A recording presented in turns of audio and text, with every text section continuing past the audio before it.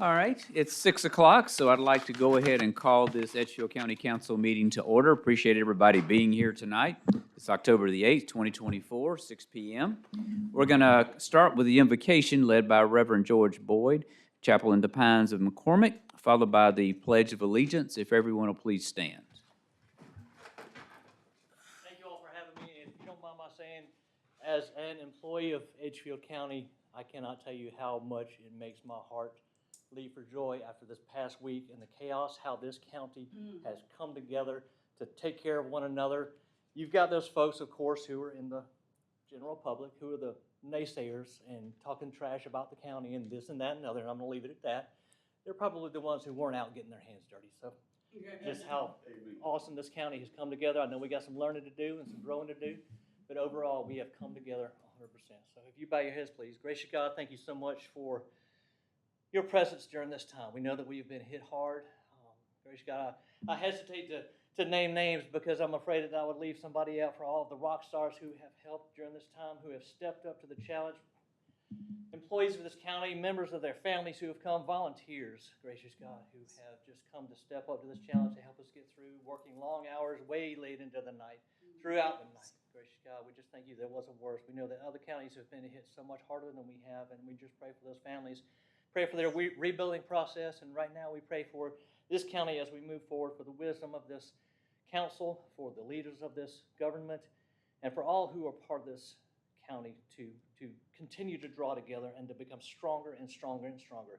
We thank you for the blessings you do bestow upon us, and we just ask you to forgive us of our many sins and lead us forward and forward and forward. In Christ's name, amen. Amen. Thank you. Please join us for the pledge. I pledge allegiance to the flag of the United States of America and to the republic for which it stands, one nation, under God, indivisible, with liberty and justice for all. Please be seated. All right, Council, next is the approval of the agenda. I have no recommendations for any changes. Does anybody else have any recommendations? Hearing none, is there a motion to approve the agenda as presented? So moved, Mr. Chairman. Mr. Talbert makes the motion. Is there a second? Second. Thank you, Councilwoman Ireland. All right, any discussion? Hearing none, all those in favor, please signify by raising your hand. All opposed, motion passes unanimously. Next is our guest speaker tonight, Assistant Administrator Hart Clark. This is an overview of the required 5-year update to the comprehensive plan. Mr. Clark gave us at a workshop a couple of weeks ago an extended presentation that people can watch online if they want to see it. This is a shortened version of that, so I will turn it over to him to go through our update. So before we start, I just want to remind everybody that we got hit by a hurricane, and I have not been focused on this.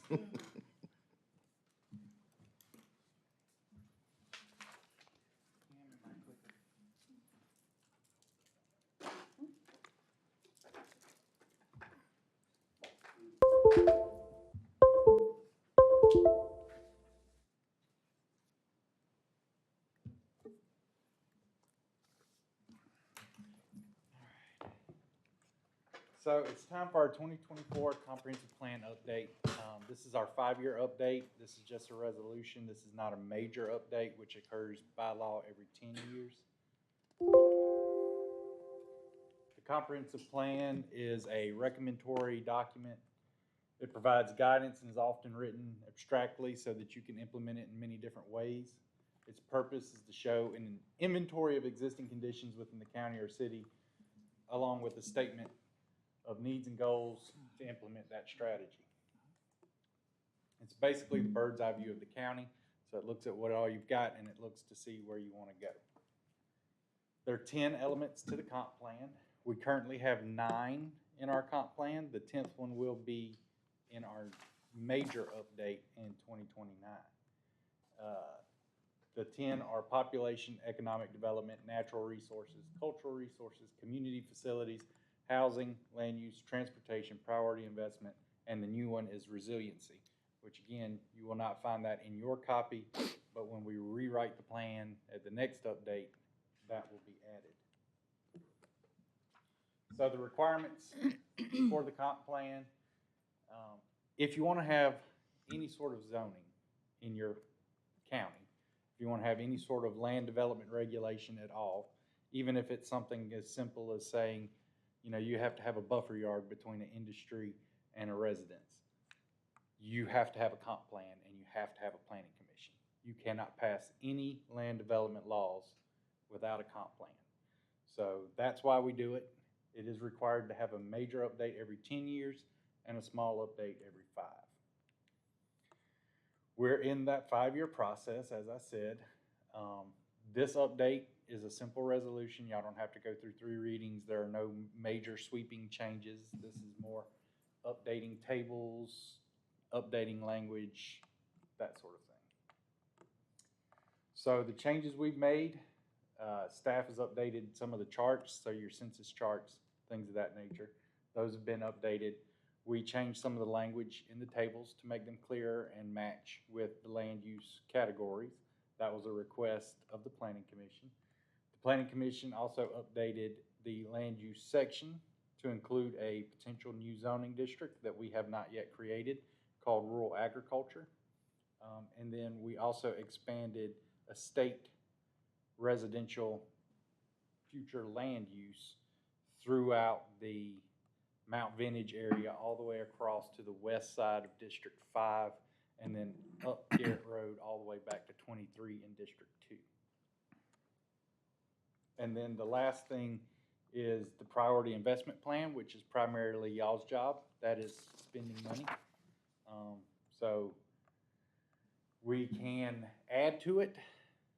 All I did was go through and update it. So things that we have already done, I struck out, and things that needed dates updated, changed, etc., I updated them. But that's the only change. You can add things to that list during this update if you choose to, or you can leave it alone until the next major update when you have to rewrite it. That's entirely up to y'all. This is the future land use map, and I took all of the slides of the specific changes out so that y'all wouldn't have to go through all that again. But this is what we added right here. That little section. So right, We gotta get you a better pointer, buddy. it's as bright as it gets. This and this. That's what we added. Everything else is just a simple update. And by changing that, that will allow you to establish the RA zoning district when you create it in those areas if you choose to. Typically, in the past, to create a zoning district and apply a sweeping change across a large area, y'all have required us to send out letter notifications in the mail to everyone that would be affected. If y'all choose to go that route this time, then of course we will have to break it into chunks and, you know, take it little by little. So it may take, you know, a year for you to establish it all. If you want to do it all at one time, we can, but we'll have to hire a mailing company to send that out because there'll be thousands of parcels involved. And that's it. That's the whole presentation. If y'all have any questions, I'm happy to answer them. For the people who don't know, when you say we made changes, that's staff and the planning commission. So this come to us recommended by the planning commission. Yes, this is recommended by the Planning Commission. None of y'all's change, y'all have not made any changes as of yet. So everything that you see in your binders are from the Planning Commission. The Planning Commission has seen all of it, including staff changes, and approved it. So the only thing left to do is whatever changes y'all want to make. And as you told us the other night, there is no, you know, pressing deadline. We don't have to finish it by the end of the calendar year or whatever, but we Correct. can. This is a minor update, so as long as we get the process started in time, we're not going to run into any issues. Other questions? No, just for further clarity, I know it's not created yet, but you spoke of RA and the new zoning, so we have not established it yet, but it has been passed and approved by the Planning Commission. So the Planning It's waiting Commission- for us Yes, the when this Planning is done. Commission has already approved the creation of the zoning district, including its lot size requirements, uses. The whole thing is already created. But until this is in place, that can't be passed. So this first, then that. But they have viewed it. I have all of their changes to the ordinances waiting in the wings, as it were. Any other questions, comments? All right, then, looking at both the assistant administrator and the administrator here, we talked about this at the workshop, but to repeat it here, we were going to have this brief presentation tonight to, for the second time, let people know what was going on if they weren't paying attention to the Planning Commission. In November, which would be our next meeting, we would advertise a public hearing, which we're required to hold before we cast a vote. So we said that November would be our public hearing, and then we would see what people said there. But depending on what comes up, we wouldn't make any decisions that night. It would just be a public hearing, and then we'd take all that information, and then depending on what's said, we would potentially pass as in vote on the resolution in December. But if we need to put it off to January, we certainly could. But that's sort of the plan, council, unless anybody wants to do something different, if staff says that's something wrong with that. So I want to keep it flexible is what I'm trying to do, just in case. Right. Just so everybody has their chance to have a say. Okay, everybody's good with that, then that's what we'll plan on for November, just a I think we're public hearing. good with that. All right. I have no problem with it. I think that's a good route to take. All right, if there's nothing else then, thank you, Mr. Clark. All right, council, then we will move to the next thing on the agenda, which is the approval of the September 3rd, 2024 regular meeting minutes. Any questions or comments? Hearing none, is there a motion to approve those minutes as presented? So moved. Mr. Moody makes the motion. Is there a second? Second. And Dr. Kenyon seconds. Any discussion? Hearing none, all those in favor, please signify by raising your hand. All opposed, motion passes unanimously. Next is public comments. I'll ask the clerk, do we have anybody signed up? No, sir. All right, council, nobody signed up for the first public comment period, so we will close that and move to reports. Council, any questions or comments on reports? Hearing none, we'll move to old business. Under old business, item 1 says consideration of approval of the second reading of ordinance 24-25-003, authorizing the execution and delivery of a special source revenue credit agreement by and between Edgefield County, South Carolina, and Project Trailblazer, acting for itself, one or more affiliates, and other project sponsors to provide certain infrastructure with respect to the establishment and/or expansion of certain facilities in the county, authorizing certain infrastructure credits and other matters related thereto. This is the second reading, so we've talked about this before, but I'll ask the administrator if he wants to tell us anything else about this one. I have nothing to add. Thank you. Council, any questions or comments on this ordinance? Hearing none, is there a motion to give second reading to ordinance number 24-25-003? So moved.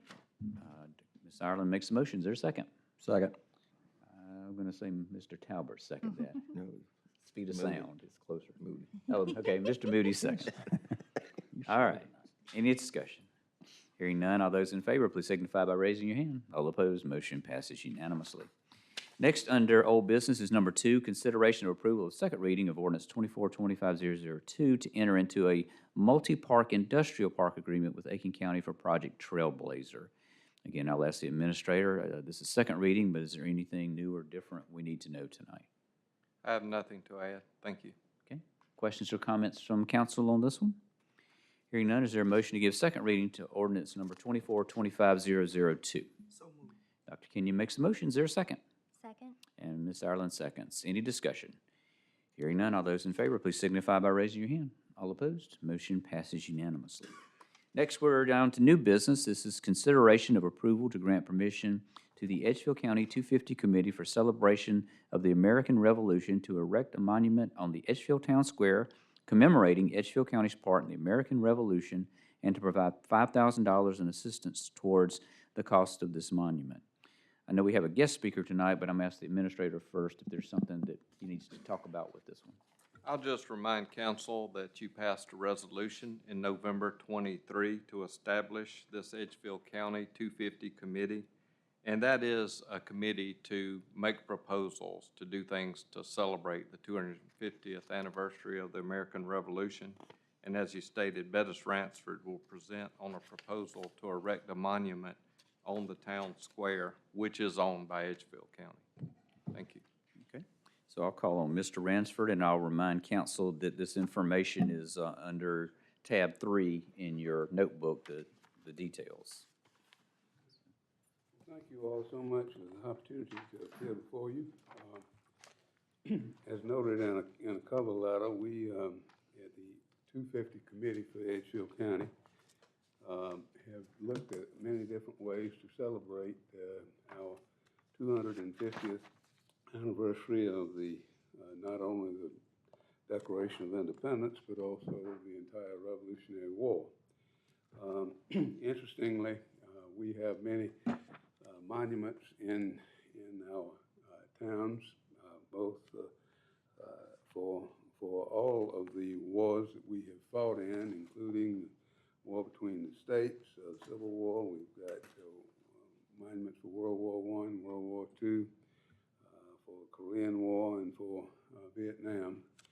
But lo and behold, we do not have a monument for that one war which established the United States and resulted in the independence of the colonies from Great Britain. So we thought that that was something very important to do. We also, in all of the research that had been done, one of the very interesting things is that one of the most interesting and significant battles of the Revolution that occurred right here in the immediate vicinity of Edgefield, in the town of Edgefield, was the Battle of Rogers Oldfield. And we started thinking in terms of just putting a monument together near the site of that battle, which is about 1.5 miles east of where we are tonight. It was a great victory for the Patriots in that effort. But as we continue to look at it, the site would be pretty remote. Very few people on Youngblood Road, very few people would be typically seeing that. We looked at the possibility of placing it in the Veterans Park out in front of the National Guard Armory, but then we decided that, gosh, this really ought to be right here on the town square where many, many more people would see it every single day. So we looked at various options of what we could do, and lo and behold, we found a monument that was erected in 1970 down at the town of Sally, South Carolina, and that was done by Mr. Hank Sally, principally, and I think we provided photographs of that monument here. And we thought that is exactly the size monument that we ought to look at doing. We priced that out and came up with a bid, preliminary bid of just under $30,000 for that. And we thought that was something that would fit nicely in the grant structure of the 250 Commission. So we applied for a grant, and they awarded us a $15,000 grant. We proposed that the county contribute $5,000, the town of Edgefield contribute $5,000, and the Edgefield County Historical Society contribute $5,000. So that'll make up the $30,000 that we need for the project. We think it's going to take about 8 months once we give the order for this. It's going to take 8 months to get this manufactured and ready and installed, and so hopefully by next summer, actually the beginning of the 250th anniversary of the revolutionary activities, this will be would be appropriate in summer of 2025, because it was in 1775 that the American Revolution began. The question was, well, what do we put on the monument? And we came up with a proposal for each of the 4 sides of the monument. We've been provided copies of that. And the first side just provides to the memory of those patriots from Edgefield County who fought for our independence in the American Revolution. from 1775 to 1783. Then we had another side where we're going to tell the story of the Battle of Rogers Oldfield, which again was one that had been largely overlooked in our history and one which I think we need to make people aware of, but it was a very significant battle right here in the midst of our community. Third side of the monument, we propose to list a number of the principal patriot leaders who lived in what became Edgefield County, and we have a list of those here. Obviously, there were hundreds of people who fought for our independence, and we can't name all hundreds of them, but there's no question that the ones that we have listed here are in fact very, very significant people who had contributed mightily to our independence. And on the fourth side, we propose to put a list of other revolutionary engagements in what became Edgefield County, and so we have those listed down below. So this is our proposal, and of course we are open to any suggestions that you or others may have in this, but we do want to get this pretty well finalized in the next month or two, so hopefully we can get this monument ordered and have it installed by next summer. I had a footnote in my letter there relative to the ownership of the square, and as I noted, the square was deeded to the judges of the Edgefield County Court in 1792 by Arthur Simpkins, and that deed is to be found right over here in the Edgefield County Archives. However, we do know that the town of Edgefield has played the major role in the development of improvements on the square over the last 100 years or more, and so we thought it would be prudent to get the buy-in from both the town and the county. So again, to get to the chase, we are here to ask for two things. One, permission to erect this monument on the Edgefield County Courthouse Square, number one, and number two, for a contribution of $5,000 toward this project. I'll be delighted to answer any questions that anybody might have. Okay, questions from council? Has the town already agreed? Have they already voted to give you the 5,000, their portion? Has the town of Edgefield already voted for their portion? Is meeting next Monday night. Okay. They would have met last night, but they didn't know they were going to have power. So, but the mayor is on our committee, and he's fully comfortable that the town will approve it. Okay. The Edgefield County Historical Society has already approved their $5,000 grant.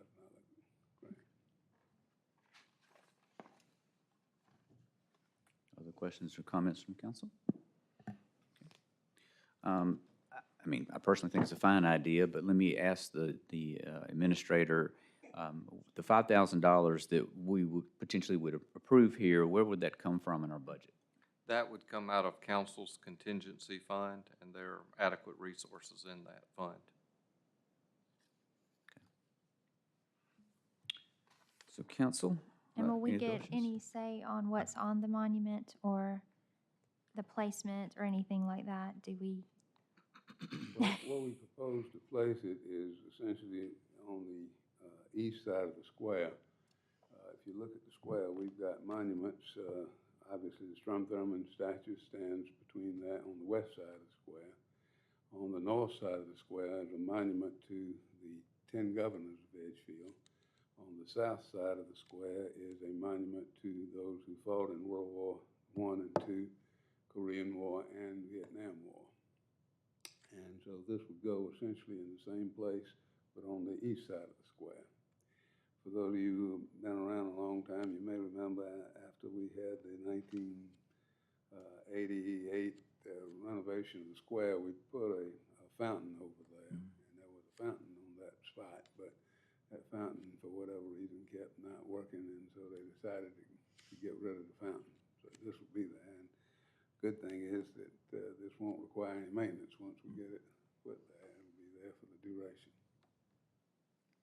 So, Councilwoman Ireland, the Historical Society has asked for our input on the text of the monument, and we, of course, I, of course, took it to our resident expert in the archives, and she had no issue with the text of the monument, and it is a logical location for it to be placed. And as you know, we get so much foot traffic from tourism that staff believes it's a good idea to support it. Other questions or comments from council? Okay, thank you, Mr. Ransford. All right, council, so then all that's left, if there's no more comments or questions, is to ask for a vote, and I'll remind you, you're voting for two things. You're voting for approving $5,000, and you're voting to allow a monument to be put on the square. So it's kind of a two for here. So just for simplicity, I'll make the motion my motion is to grant permission to the Edgefield County 250 Committee to erect a monument on the square and for us to provide $5,000 in assistance toward the cost. That's my motion. Is there a second? Second. Mr. Talbert seconds. Any discussion? Hearing none. All those in favor, please signify by raising your hand. All opposed? Motion passes unanimously. Next, council, under new business, number 2 is consideration of approval to transfer funds from several old bond and debt service funds to the EMS ambulance escrow account, and all the old bond funds you can see there. Again, I will go to the administrator to give us some details on this one, please. Council, as you see, these are very small amounts of money, but we do need your approval to transfer these balances of these account numbers to one specific account number, and that would be the EMS Ambulance Escrow Fund. That is for vehicles, which goes in line with the existing bonds. What that does for us is we have a limited number of account numbers, and this frees up these account numbers for when we get certain things. For example, the opioid funds. We need to have an account number to assign those to. And as we have funds containing small amounts of money, that reduces the opportunity for us to use those numbers for something else. And that's why we're asking for this. Thank you. Questions or comments from council? Okay, hearing none. Is there a motion to approve the transfer of funds from these old bond funds? So moved. Mr. Moody makes the motion. Is there a second? Second. Ms. Ireland seconds. Any discussion? Hearing none, all those in favor, please signify by raising your hand. All opposed, motion passes unanimously. Next, something similar, consideration of approval to transfer $19,267.61 from the Recreation Special Revenue Account to the Recreation Escrow Account. So again, I'll ask the administrator if he'd like to tell us about this one. So if council will recall, recreation used to be its own special revenue fund, sort of like EMS is a special revenue fund, and it had its own millage. When it was brought into the general fund, it is under a general fund account. This old special revenue fund account for recreation still had a remaining balance in it. And so we just are requesting to shift this money into the recreation escrow account. That will free up that account number and allow recreation to spend that money on park needs, essentially, or recreation needs that may be unexpected. That's how we use our escrow accounts, for unexpected expenses. Thank you. Okay. Questions or comments from council? Okay. Hearing none, is there a motion to approve the transfer of those recreation funds? So, second. Dr. Kenyon makes the motion and Mr. Talbert seconds. Any discussion? Hearing none, all those in favor, please signify by raising your hand. All opposed, motion passes unanimously. Next, number 4, under new business, consideration of the status of the emergency proclamation passed by the Edgefield County Council on September 27, 2024, in the wake of Hurricane Helene. So let me talk about this one for a minute. So on September 27th, if you remember, that was the Friday, and the hurricane hit Friday morning, bright and early Friday morning in its full force. So the council, obviously we couldn't get together physically, impossible, so we had an electronic emergency meeting to pass an emergency proclamation, which is allowed in our ordinance under Section 14, specifically, no, Chapter 14, Section 14.5. And that declaration does several things. It frees up the sheriff to more easily put a curfew in place.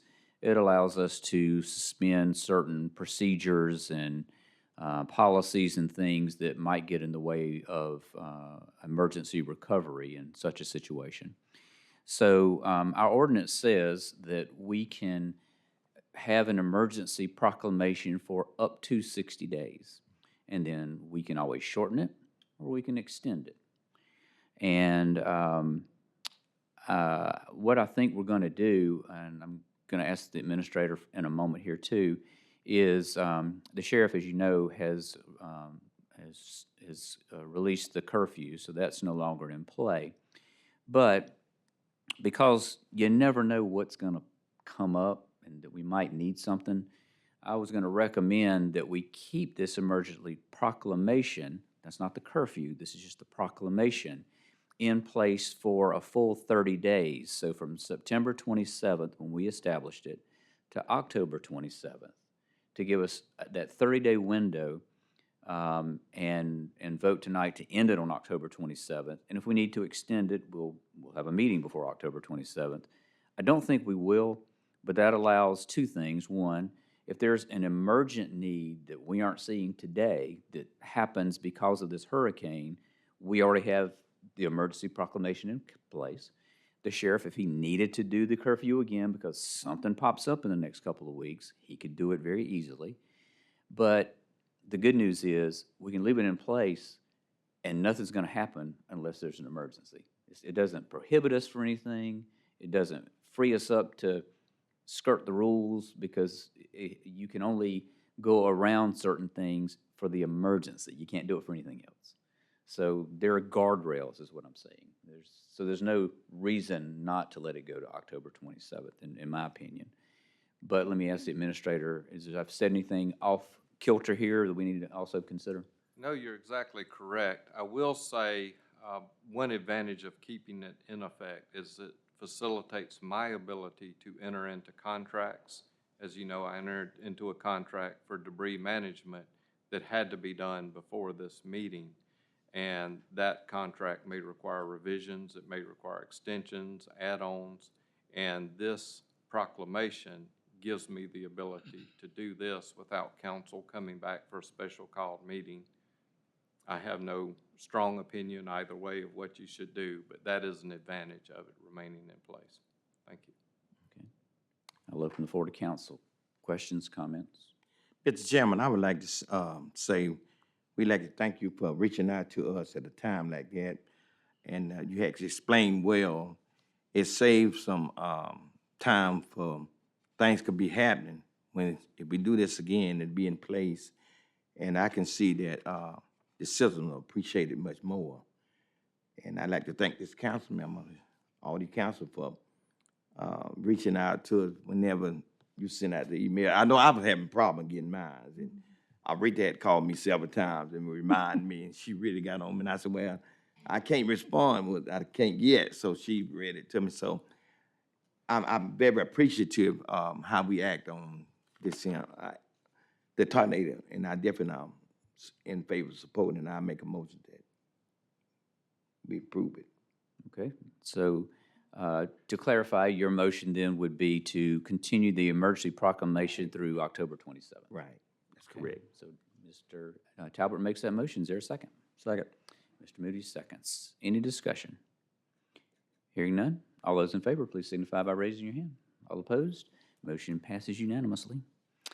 Next, number 5, and the administrator just referred to this. This is the confirmation of approval for the county administrator to enter into a contract with SCDOT for debris management. So I'll turn it back over to him to discuss a little bit more about this one.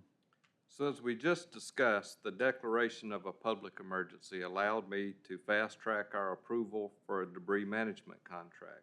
You may wonder why this reads confirmation of approval. I approved the contract, I signed the contract, but in the interest of transparency, if under this type of declaration, I make that type of decision on this or another contract, I want it to come before council for your confirmation of that decision and also for public transparency. We're not trying to do anything that the public would not be aware of. We're just trying to get assistance to them quickly.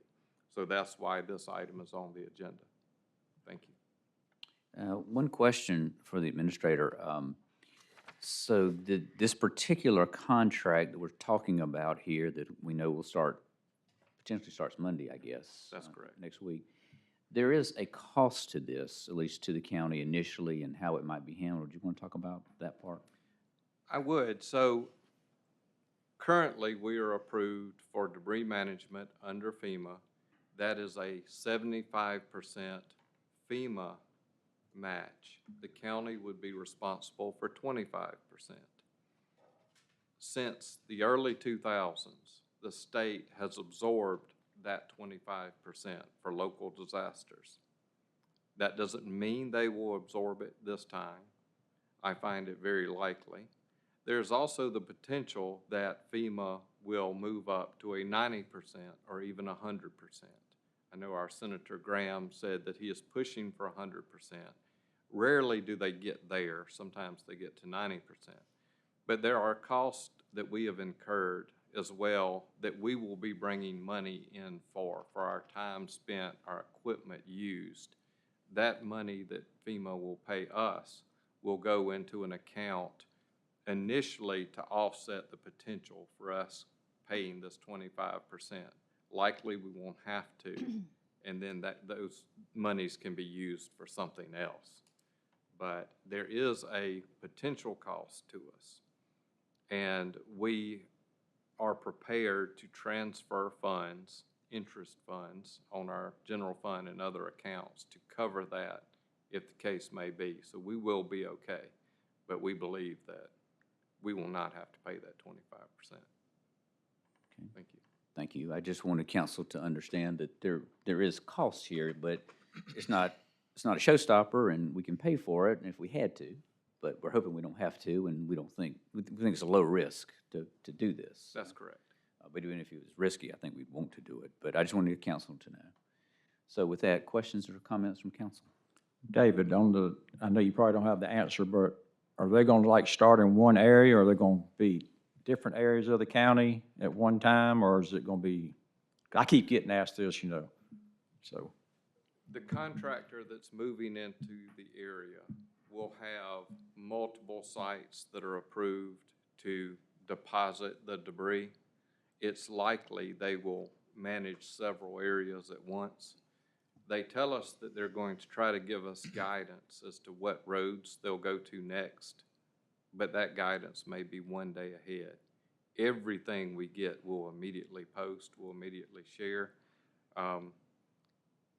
But as you know, we signed a contract with the South Carolina Department of Transportation to let them hire the contractor and administer the contract, and the monitoring contractor that monitors the debris that's collected. As such, we don't have full control of that, but we also don't have the staffing to monitor these contractors. So it's a good situation for us to be in, but we have to accept with that good situation that we may not know a lot of advanced movements of this debris collection. I would say they're going to start somewhere Monday, and it will take them several weeks at least. So it is an excellent opportunity for our property owners to get their material moved into the right-of-way quickly, as quick as they can. And we are not saying absolutely no second pass, but right now DOT is approving the contractor for one pass. It is possible there could be a second one, but we should not let anyone believe that that's going to happen. We just don't know. Can you touch on the material will be picked up and what will not be picked up? That's correct. Only vegetative debris, tree debris. We have been assured that if there's something like siding or tin or roofing shingles mixed in the pile, they will pass that pile, and then it's the responsibility of the homeowner. We have guidance on our Facebook page. We have guidance on our website. There's a nice brochure, and it shows clearly what you should and should not do. You also should not put the debris in front of a fire hydrant. We don't need a grapple bucket grabbing a fire hydrant or a mailbox, or, if you pile debris against your mailbox, you're going to lose your mailbox. power poles, things of that nature, low-hanging lines. You need to be careful about what you're doing. But this is a great opportunity for our citizens that have a lot of storm debris to have that picked up. They also said they were gonna do the main roads first, the main arteries of the county first, and then come back for the, That's correct, all public roads, and they did suggest that they're going to do primaries first. I wouldn't hold on to that as gospel, because if there's one short secondary off of it, makes sense. it would make sense for them to go ahead and get it. Yes. David, I would like to say that's some good information, because we know a lot of people's gonna do what they wanna do themselves, but once they, something that don't supposed to be in there, pass it up, so I just want to get clear and understanding, because we do get a lot of phone calls, and I've been getting a lot here lately, and I'm just tell them to get all the information they could and make sure they don't put the wrong thing into those piles. That's correct. Assistant So, Administrator has a I comment. just want to add one thing. The FEMA debris sites Mhm. are open only to the contractors. Okay. Individuals from the public will be turned away. They cannot dump Okay. there. So if they're asking you, where can I take the debris? Mhm. Tell them the right of way Okay. this week, because they will not be allowed to dump where the contractors are dumping, because FEMA has to measure every limb that goes into the site, which is why obviously we can't monitor it, because we don't have a workforce capable of monitoring every limb that has fallen in Edgefield County during this hurricane. But they will not be able to bring anything there because it will not be measured, and FEMA will not allow it. And if they were to sneak in there, that could damage what we get from FEMA at the end of it. So we don't want that to happen. So it will be getting watched closely. The terminology that they use is cradle to the grave, so the crew that picks up the debris has to measure it. They have to document which site it goes to, and we have two that we proactively got permitted.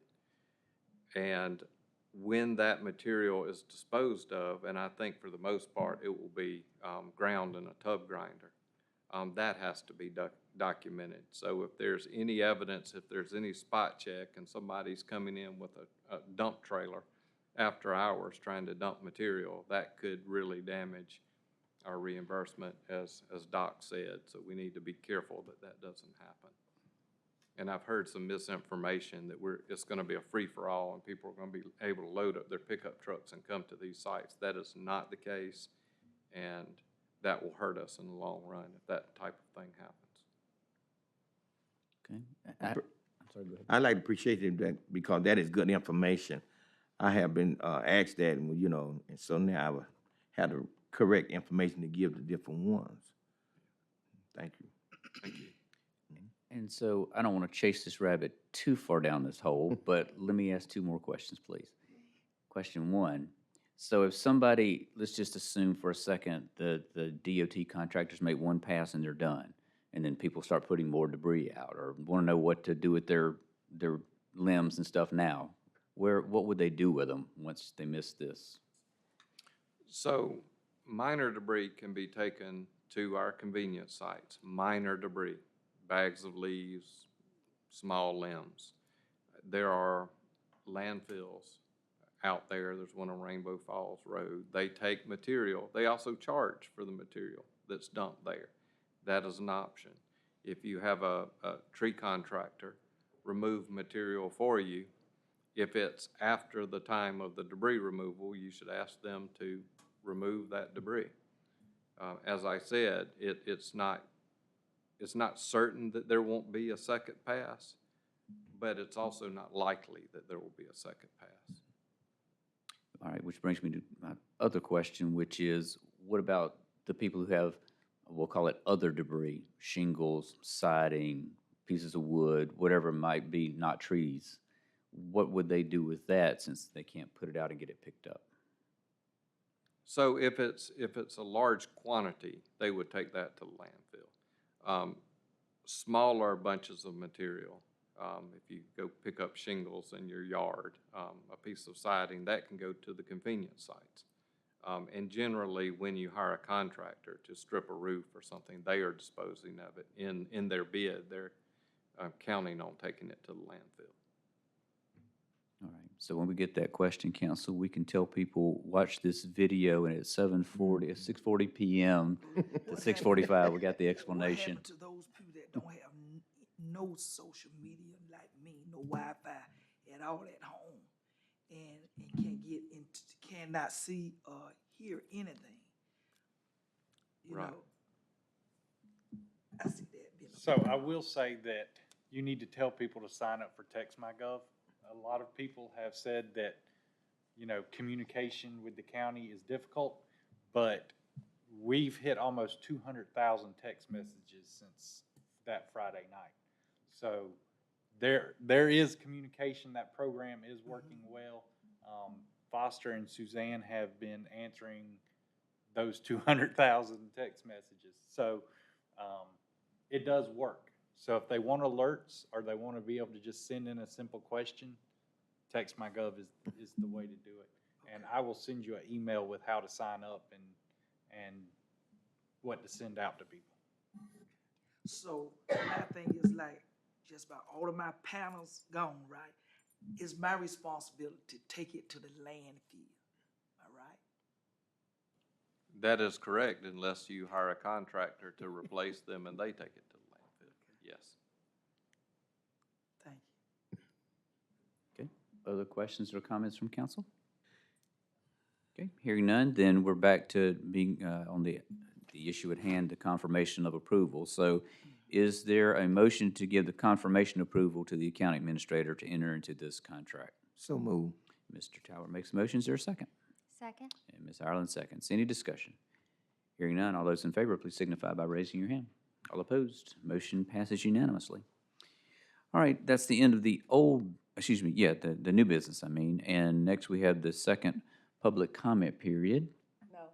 And the clerk tells us no one signed up for that public comment period, so we'll close that council. And I'll turn to the four of you and ask, are there reports from any county council members tonight? I'd like to just say a few things real fast. Our county is just so blessed to have the employees that we have. We all know that. But I think our citizens got a chance to see that over the past week and a half. We have banded together. I have been fortunate and blessed, my son and I, to be a part of volunteering with them since all of this started, and to see them in action. The other counties around us, their county shut down. Their workers didn't come. Our workers showed up every day. Our workers were here. Now, they were not doing the jobs maybe they were hired to do originally, but they were here. They were cooking meals. They were delivering meals. They were answering phones. They were running and getting supplies that we desperately needed. It was just an all hands on deck, just an amazing effort by everyone. I cannot tell y'all all the blessings we saw, but all the, we had county employees that were showing up that couldn't go home to a home at night. They didn't have a home. Doc has a tree on his house. Had. But he was just one. Put it back. He was just one. We had many that couldn't go home. We have officers, law enforcement that don't have homes to go home to, but they're out patrolling to keep our homes safe. These people showed up and they worked, and, we were so blessed. And I got to see Aretha just behind the scenes coordinating all of this. Foster, David, Suzanne, just so many people. EOC was just so well run. And I'm going to tell y'all, I listened at the door for one of the EOC meetings when I was in the building, and I was privileged to hear a representative with one of the outside agencies there say that she represented I think 8 or 9 other areas. So she had been to 8 or 9 other EOC meetings, and that ours was the best run and the most organized, and that she was impressed how we shared and communicated resources and information. And that's what you saw going down in that room. And it was just unbelievable, the massive effort that has gone on to take care of the citizens and each other every day. I think there were 800 meals that were fixed a day out of EMS. EMS, thank y'all. They let us just take over that building. That's their home. And they were flooded, food. We were taking over their kitchens. We just inundated their home. We did. We took it over, and they let us do that. There was no grumbling. There was no complaining from them. They just welcomed us, whatever we needed, whatever, so the ladies are fixing meals. We're getting it out to the employees because the employees are working, so we want to make sure that they know where their next meal is coming from. The law enforcement agencies who are working all the time, the EMS, those first responders who not taking breaks, they're getting fed this whole time, and it was amazing. Just our employees are the bomb, y'all. I'm just telling y'all. They came in when we asked them to, and they did a great job. And I know we know that, but the citizens got to see that this week, and I hope they're as proud of them as I am, and I know you guys are. And I just want to thank all of them. We're blessed. Thank you. Other council members? Well, I'd like to say, I think Reverend Boyd summed it up when he came to the podium and stated that this hurricane has really brought us together as a family. We're gonna still have some that gonna complain. We used to that negativity. But, exactly. But I appreciate everything that everyone have done. Really have. Thank you. That's why I let Tiffany go first. I knew she'd cover most all of it. But no, it's a war zone out there. That's how I describe it to people as I went around. Ice storm was nothing like this, nothing. And it's, like I said, she said it all. So, well, I did do a flyover last week with Jason, chief deputy, and saw it from the air, and it's a different perspective from 1,200 feet. It really is. So that was fun. I would like to say words are inaccurate to express our many thanks for everybody in the whole entire Edgefield County. I went out various areas when they was giving out food and water and whatever. Everybody was just amazed how they was doing things together. And that's what Edgefield is all about. That's why we do our job and try to do it best for that people can come to Edgefield and be proud to live here. We'd like to thank each and every one for whatever they did to help out. People got out there with chainsaws up on our end. They was coming so fast till we just couldn't say thank them enough. But words, thanks means a lot. Keep up the good work. Thank you. Thank you to all the council members. Mr. Chairman, before you close, I got to tell you, we still have 5, 6 outside agencies assisting. We still have 10 agents, 10 state police officers on the ground. I'm still feeding them 3 meals a day. We are still providing protection for the linemen on the roadways. Aiken Electric has had some issues during this storm. That's right. Unbearable issues, and we are helping them. Dominion, the shelters, the lay-down yards. Our crew is still on the ground, still using outside agencies to help us, and we're getting it done. Thank you. Thank you. All right, I'll turn it over to the administrator for his report. Thank you. Before I get started, I wanted to say, I do, and I've heard comments from other agencies that our EOC is so well run. Well, it wasn't right in the beginning because we got punched pretty hard, but we rallied fast, and we appreciate all the input, all the comments from within our county to make it better and get up and running quickly, and I think we did. But I'm gonna, and I apologize, it's a fairly lengthy report, but I have a a lot to say about the storm, so I'm going to get started. Friday morning, September 27th, as the wind was dying down, County Roads and Bridges staff reported to work. They called me. We're on the way to begin clearing roads. The National Guard was out clearing roads. SCDOT, county and municipal fire departments, many volunteers were clearing roads that morning. Volunteer contractors, they weren't getting paid. They were just using their own equipment with an emphasis on primary routes. This storm was much more severe in this area than anyone expected. Even so, there were crews out clearing debris quickly, as quick as they could, even though many of them had to cut themselves out of their own driveways. And, you know, there's no doubt it was bad. But that weekend, we held a staff meeting and we made the decision to categorize all county staff as essential. There were some that had elderly relatives that, you know, needed oxygen or were without power that couldn't come, but the vast majority of them did come, and we declared them as essential. And we brought them back to work Monday, September 30th at 8:30 a.m. Offices were without power and internet, but staff worked out of council chambers and the EOC, the Ag building, both with generated power and the EOC with internet. Foster was smart enough to talk me into paying for Starlink months ago, and that was a good idea. So staff were tasked with performing damage assessments to qualify for FEMA assistance, clearing roads, providing meals for first responders and shelter residents, and distributing food and water to our citizens. If someone showed up hungry, they got fed, even if they weren't a first responder.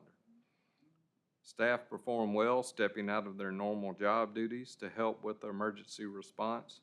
Remember that many of them had storm damage and likely lost power.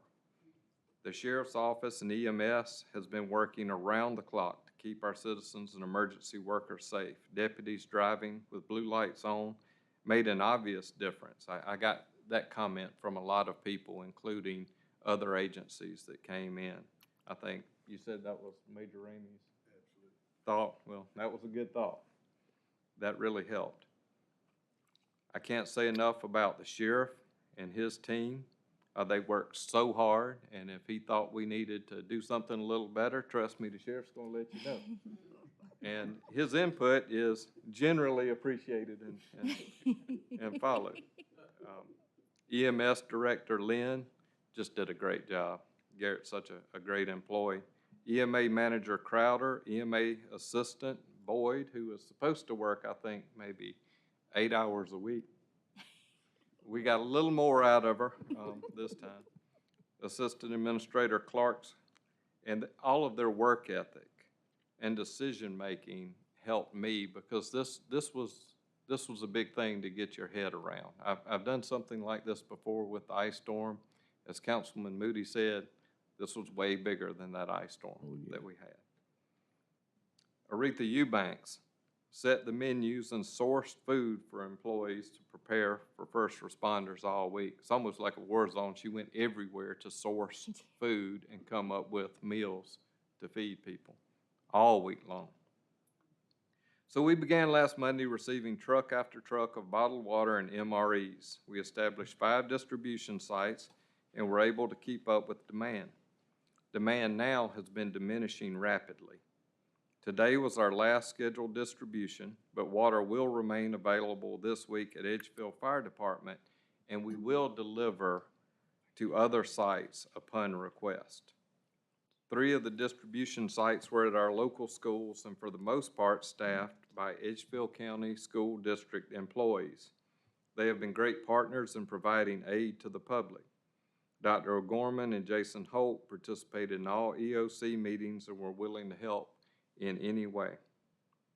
We have operated a shower trailer at Scout Hut. Monday was the last night due to lack of usage as power is restored, and that's probably because there's also a shower and laundry trailer at Jet Middle and at Antioch Baptist Church. And the Antioch area is where people probably need it the most right now. So Jet Middle is our designated shelter. It will cease operations as a shelter tomorrow morning at 9 a.m. It's no longer needed. SCDOT intends to have their contractor begin removing storm debris from state and county roads Monday, October 14th. And we already discussed this, but residents should move their debris to just behind the curb or ditch for pickup. We have Emergency Management Division and disaster specialists, some from Colorado, some from the Low Country, staying in Edgefield County to help with the recovery. We had State Guard assistants answering questions. We're also preparing to host FEMA employees who will set up 1 to 2 offices to help citizens with paperwork for recovery assistance. It is a not overly complicated, but there are tricks to getting the data input correctly. Those locations will be announced once approved. We have suggested several sites, but FEMA will pick the sites, so we'll let the public know. Senator Graham, Governor McMaster, Lieutenant Governor Yvette, State Representatives Hickson and Clyburn have all visited the EOC and expressed their intent to push for all FEMA assistance possible. Senator Massey was especially helpful with resolving incorrect messaging coming from some of our state offices, and that was about the FEMA declaration. There was some incorrect messaging coming out there. And just to let everyone know, we have received FEMA public and individual assistance, so that needs to be made clear. For county offices, our phone lines are down. Please see our temporary numbers posted on the county website and Facebook page. We don't know how long that's going to last, but we have cell phones with dedicated numbers posted for each office. Damage to county buildings and property. The courthouse and courthouse annex both sustain roof damage. These will need to be replaced. County bridges on Grandpa, Odell Adams, Hunter's Run, all washed out. Of these, the loss of the bridge on Hunter's Run causes the most inconvenience for residents. Cost estimates for bridge replacement are generally between $400,000 and $600,000. Total valuation for towns, county, and state infrastructure is at $3.7 million. This will grow. The state will no doubt find some additional bridge damage. Football, baseball, and softball field lights at Bettis Park were severely damaged. One scoreboard was damaged. Our contractor, West Electric, as you will recall, has been working on the new baseball field lights. We were able to get them to transition and repair these lights at the park. As you know, youth football is going on right now, and they're anxious to get back, which is great, to get back to normal a bit. And I just got word this evening that those lights have been restored. The dugouts and shop building at Bettis Park sustained roof damage. FEMA will soon establish 1 or 2 sites in the area to help residents file for individual assistance, and I think I already mentioned that. But residents can do this on their own at FEMA.gov. So to parrot what George said, there are many people to acknowledge, and I guarantee you I'm going to leave a lot out, but I do want to just give the public an idea of the scope of the response here. So many people that we don't even know help clear roads and take care of people and help their neighbor, but some that we do know are Dominion Energy, Aiken Electric, the National Guard, State EMD, SCDOT, the Red Cross, Salvation Army, Edgefield County School District, SLED, town and county fire departments, local businesses, the Methodist and Baptist groups teaming up, and I keep, hearing jokes about when you can get the Baptists and the Methodists together, you know that it was a disaster. But anyway, they have tarped so many roofs. They have taken trees off of so many roofs in this area, and that's just awesome. You know, the stress that saves people. That's a big deal. The efficiency of the Williams family that runs Napa, bringing in shipment after shipment of saws and offering help in many other ways. Titan Farms, KJ's, Sam's, Cook's, Amick, Edgefield Butcher Shop, Gas Pro, Pool Room, Heritage, and Ace all donated food and supplies to feed our first responders and others in the shelter and the community. restaurants, nonprofits, and businesses feeding citizens and line crews. Luck Companies sent 2 trucks with food, water, and hygiene supplies. There are so many that it is not possible that I have even come close to mentioning half of them. So I apologize for that. Just a kind of a quirky example, today Doc and I went out to evaluate a bridge that had washed out, and a crew comes down the other side of the road, and it's a Bamberg County crew led by their assistant administrator. Their administrator commutes from Anderson to Bamberg. That is a long commute, but he comes through Edgefield County from time to time, and he was so struck by the suffering here that he gave us a crew for 3 days, even though they have trees down. So we certainly appreciated that. So those familiar with Mark chapter 12, verses 30 and 31 will recall Jesus' greatest commandment given in 2 parts, which are inseparable. Love the Lord your God with all your heart, with all your soul, all your mind, and all your strength. And the second is this: love your neighbor as yourself. To love God is to love your neighbor. There is no commandment greater than these, Jesus said.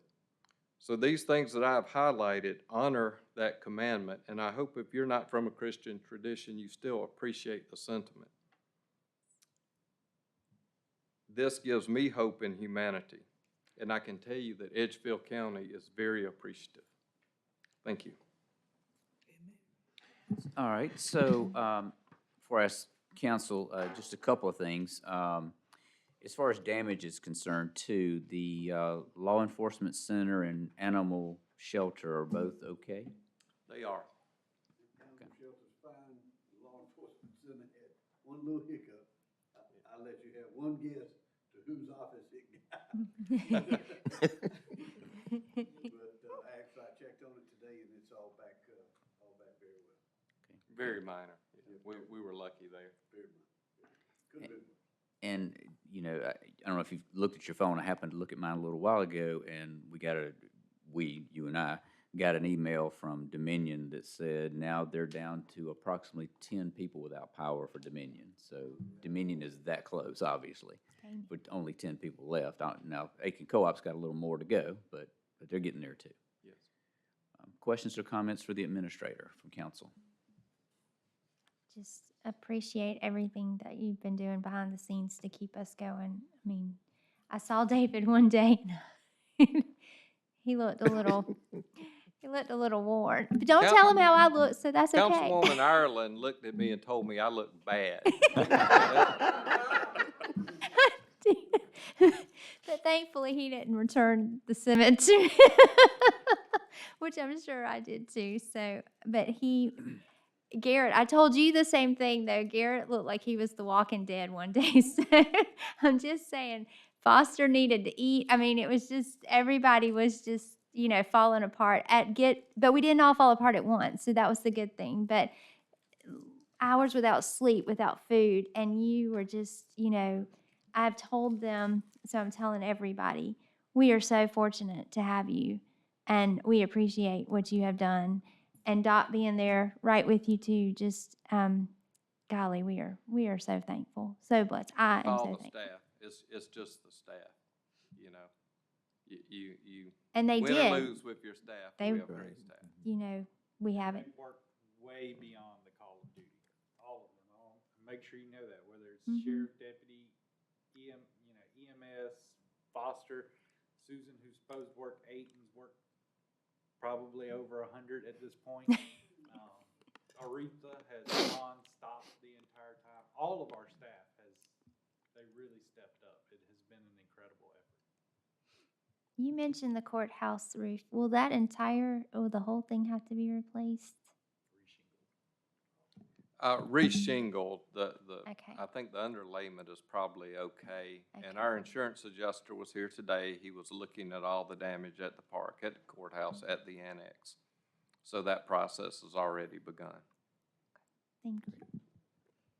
Anything else for the administrator? Okay, hearing none, then we'll move to the chairman's comments. So first, I want to remind everyone that when we assembled county council's meeting schedule early this year, we set November 12th as our November meeting date. The election is the first Tuesday in November, November 5th, so we opted to hold our meeting a week later. So everyone, please make a note of that. So council still has a lot of business to take care of in the coming weeks and months. However, as you've heard tonight, nothing is more important than what we are doing for our citizens in the wake of the catastrophe we have experienced for nearly 2 weeks now. So let me see if I can just kind of put a bow on kind of what everybody has said here very briefly. From the administrator's report and what county council has reported tonight, I think everyone sees the depth and the breadth of the recovery effort, from work to get power restored, to the amount of aid being offered to many of our citizens, to major property repairs, to the long work of cleaning up an unbelievable amount of debris. There is no question we're still in recovery mode, and we will be for some time.